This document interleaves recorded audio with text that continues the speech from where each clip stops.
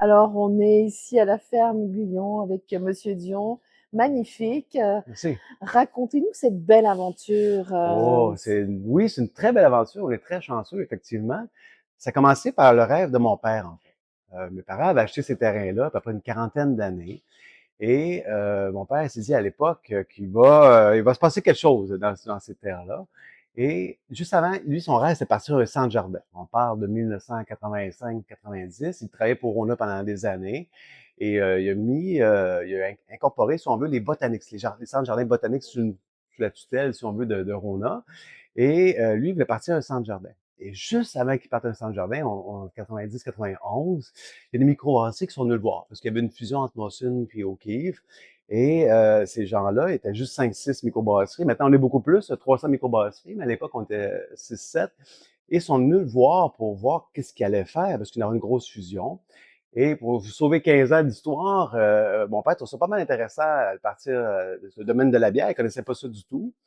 Et il a parti une compagnie qui s'appelle toujours Unibrou. Mhm. Donc, à l'époque, c'était l'union des microbrasseries. Mon père a dit, ben écoutez, vous allez produire, on va faire une seule compagnie avec les mêmes vendeurs, les mêmes livreurs. On va partir d'une compagnie qui s'appelle Unibrou, on va tout unir notre force. Parmi les nains, il y a des petits nains et des grands nains, donc ça n'a pas fonctionné. Et on a parti Unibrou, on avait la Blanche Chambly, Oui. la Maudite, la Fin du Monde, la U, la U2, donc à peu près une trentaine de bières qu'on Mhm. avait. Et en 2004, on a vendu à Sleeman, parce que le marché, à l'époque, les dépanneurs étaient pas plus grands, étaient tout petits, et on avait plus de difficultés si on veut la distribution. Donc, on a vendu à Sleeman. Et là, mon père m'a dit, ben, écoute, moi, mon rêve, c'était pas de partir une brasserie, c'est partir un centre jardin. Quand on a passé la brasserie, j'avais 18 ans. C'est l'âge idéal de passer une brasserie. Rendu à 30 ans, centre jardin, ben, je connaissais pas ça. Mon père m'a dit, ben, j'aimerais ça, moi, un centre jardin qu'on peut passer la journée. Oh. Fait on est allé voir les différents concepts en Europe et en Californie. Et ce qui s'est passé, on a parti il y a 15 ans, donc en 2010, le projet. Et on ne pouvait pas appeler ça Centre Jardin Dion, parce que déjà, le Centre Jardin Dion à Sainte-Thérèse. Ok. Mon père dit, ben, écoute, on n'a pas le choix, il faut partir, le bâtiment est prêt, les serres sont prêtes, on va partir ça sous le nom de Ferme Guyon, parce qu'on avait parti, la compagnie, il y a 40 ans, pour louer les terres, le nom de Ferme Guyon. Guyon, pourquoi? Parce que le premier Dion en Amérique, c'était pas un Dion, c'était un Guyon. Donc Ah, le G, le U est devenu le D et oh. le Y, le I. Donc Lise Dion, Céline Dion, on descend toutes de Jean Guyon. Ah, c'est Donc ça. on a parti le centre jardin sous le nom de Ferme Guyon. Et là, première année, les gens y arrivaient, ils disaient, ben, c'est un centre jardin, ça va, mais vous êtes une ferme, ce sont vos vaches, ce sont vos cochons, ce sont vos poules. Donc, on a commencé à vendre des poules. On n'était pas des grands vendeurs de poules la première année. On vendait peut-être, je vous dirais, une centaine de poules, mais je me suis aperçu rapidement que les enfants étaient fascinés par le fait qu'une poule blanche fasse un œuf blanc, puis qu'une poule brune fasse un œuf brun. Fait qu'on a commencé à donner des cours. Et là, ça a explosé. Au Non. début, ce n'était qu'un centre jardin. Et là, on a fait beaucoup de diversification. Ouais. Alors, donc, de l'éducation, pédagogie, Oui, je vois que c'est écrit d'ailleurs, centre oui, pédagogique, c'est oui. que vous avez un devoir d'expliquer comment ça fonctionne. Tout est là, parce qu'on était fascinés justement par que je dirais l'absence de connaissances entre je dis toujours, il y a un fossé entre le citadin et le fermier. Je me rends compte avec le recul que c'était plus le Grand Canyon au complet. Donc, il y a vraiment les questions qu'on reçoit. Donc, il y a vraiment une méconnaissance un peu du monde agricole. Fait qu'on a commencé à expliquer ce qu'on faisait. Et comme on recevait des groupes pour voir nos animaux, ben, on a commencé aussi à donner des cours sur comment on fait le lait, comment on fait le miel. Mmh. Et je me souviens toujours, le premier cours qu'on a donné, c'était sur le lait. Donc, on a commencé à traire Marguerite. Et il y avait un petit bonhomme en face de moi, il avait 5-6 ans. Lui, il a reculé, il a regardé la vache, il a regardé son ami, il a regardé la vache. Lui, il a de comprendre que le lait, ça venait pas du dépanneur, ça venait, Oh, ça venait de la vache. Donc, wow. bonhomme en an, maintenant, on est rendu à 150 groupes scolaires qui viennent nous voir et 75 000 visiteurs pour la ferme pédagogique. Alors, la ferme pédagogique, qu'est-ce qu'on y retrouve comme animaux en Alors, on ce moment? retrouve évidemment tous les animaux de la basse-cour. On a aussi des maras et on a depuis un an là, une nouvelle activité, c'est les oiseaux de proie. Parce que comme on cultive nos champs, on fait du maraîcher, et nous, notre stratégie, c'est de ne pas utiliser des insecticides, des pesticides ou des choses comme ça. Donc, on a utilisé les oiseaux de proie qui viennent éliminer les rongeurs, qui laissent nos tomates et nos fruits et légumes, tout ça, tranquille. Donc, on a décidé d'avoir une animation d'oiseaux de proie. Donc, on a des envolées directement dans les champs. Alors, il y a des vaches, il y a des poules, Il y a les vaches, les poules, centre jardin, évidemment. c'est ça? Et l'autre activité, qu'est-ce qui s'est passé? Où est-ce que vous êtes? Quand on s'est rencontrés tout à l'heure, vous Oui, vouliez c'est faire magnifique. l'entrevue dans le magasin, mais je pense que c'est mon activité préférée. Et c'est aussi, c'est par accident qui est arrivé parce que Les papillons. les papillons, oui, la volière à papillons, parce que, et je vous conte l'anecdote, la première année, donc on a la femme pédagogique, on a le groupe scolaire qui viennent, ils arrivent vers 10 heures, ils passent à peu près 1 heure d'atelier, une autre heure à voir nos animaux. Dans l'après-midi, les groupes scolaires nous ont demandé, on aimerait ça faire autre chose. Et on est en brainstorming, on s'est dit, bon, ben parfait, qu'est-ce qu'on pourrait bien faire avec nos enfants? Et au début, on pensait faire des ateliers sur les semis, mais les ateliers semis rendus en septembre, octobre, c'est moins pertinent.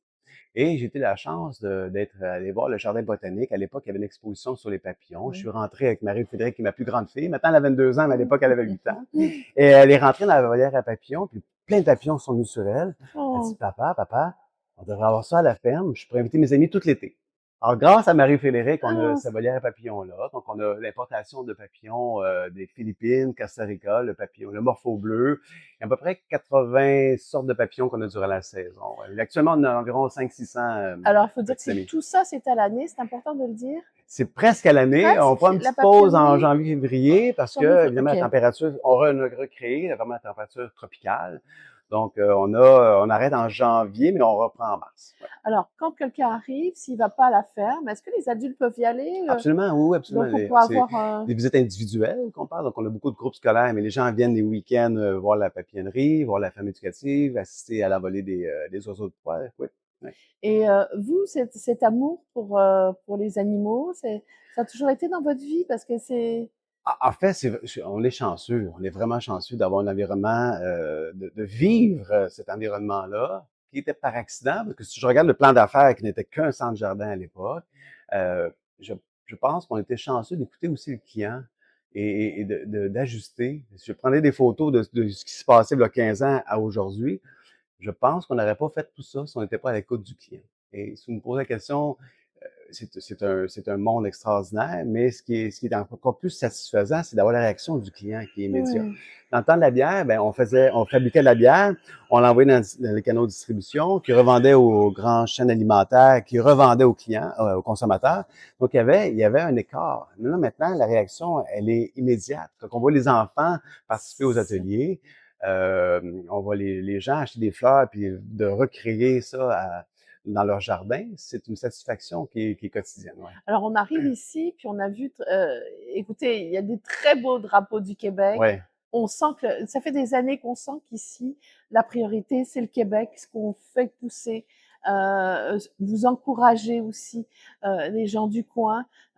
Et c'est vraiment primordial d'avoir les ressources alimentaires québécoises, absolument. agricoles ici.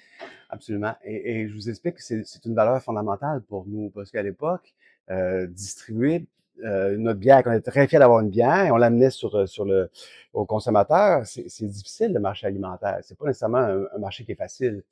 Et comme on a eu beaucoup de connaissances, que nous, on parcourt toutes les routes du Québec pour trouver des produits différents, c'est ça qu'on se démarque. Alors, c'est comme un peu les gens qui ont les produits ici, donc les producteurs, les fermiers qui ont les produits ici, c'est pas parce qu'ils ont été référencés qu'ils sont sur nos tablettes. C'est vraiment parce qu'on les a goûtés, qu'on les a incorporés dans nos recettes. Et c'est pour ça Mmh. qu'on valorise tout le marché, le monde agricole. Ouais. Alors vous valorisez donc quand on arrive, on peut trouver, j'ai vu, il y a un coin volaille, il y a vraiment, les confitures faites maison, Ouais. il y a plein de On a choses, beaucoup de choses à la ferme. Quand les gens me demandent c'est quoi la ferme Guillaume, ben, j'ai assis-toi, là, on a pour quelques minutes pour t'expliquer. Donc, je vous expliquais que la ferme pédagogique, la papillonnerie, le centre jardin, tout le volet du terroir, on a 10 000 produits du terroir. Donc, on a une boucherie, on 10 a, 000 oui, produits du terroir, absolument. ça On a une boucherie, une boulangerie, une fromagerie, toute la section de produits du terroir, les produits du Québec. C'est maintenant 30-35% de notre chiffre d'affaires maintenant. Ce qui n'était pas, là dès le départ. est-ce que vous faites aussi de l'éducation à ce niveau-là? Vous trouvez qu'en 15 ans, le consommateur, a plus évolué et dire est-ce que vous leur montrez des choses? Comment ça se passe? En fait, le consommateur a changé énormément en 15 ans. Et évidemment, quand on parle de produits terroir, tu peux pas mettre un produit sur les tablettes avec un prix. C'est pas comme ça que tu vends le terroir. Comment tu vends le terroir? Ben, tu le vends en expliquant l'histoire derrière le produit. D'où vient, de sa provenance, qui le fait, comment il le fait aussi. Et c'est plus long. à mettre en marché ces produits-là, c'est plus long à expliquer, mais on en fait des événements. Donc, quand on a des producteurs, des week-ends de producteurs qui viennent nous voir, qui expliquent leurs produits, toute la fierté Mmh. de ce produit-là, des gens qui conçoivent ce produit-là, ben, les clients le vivent directement. Et est-ce que vous trouvez que moi, je dis que vous avez été les piliers à vendre en, en grande quantité ce que le Québec nous offre. Ouais. Euh, et ça, c'est une fierté pour vous. C'est une très grande fierté. C'est Ouais, pas juste une grande fierté d'être les ambassadeurs de ces gens-là, mais c'est aussi de les côtoyer puis de transmettre la passion. ouais. Quand, je disais, souvent en affaires, je dis, ben, une relation d'affaires, c'est d'abord et avant tout une relation d'amitié. Alors, même tu peux avoir le plus beau produit du monde, si on n'a pas eu de contact avec toi ou avec la personne, c'est pas la même chose. Donc, on prend la passion du producteur et on essaie de le remettre dans les mains du consommateur. Ouais. Qu'est-ce que vous avez appris de votre père au niveau des affaires, au niveau de... C'est une excellente question. Parce qu'évidemment, j'ai 30 ans de différence avec mon père. Donc, quand on est plus jeune, on essaie de faire complètement différent. On essaie de faire des choses différentes. Donc, ça nous a amené souvent des brainstorming en bon français, de voir comment on fait les choses. Ce que j'ai appris, c'est que on ne gère pas l'entreprise dans un bureau. On gère l'entreprise sur le plancher. Et donc, on est tout le temps là, on participe au marchandisage, on va participer à l'étalage des tablettes, à la formation, le contact client.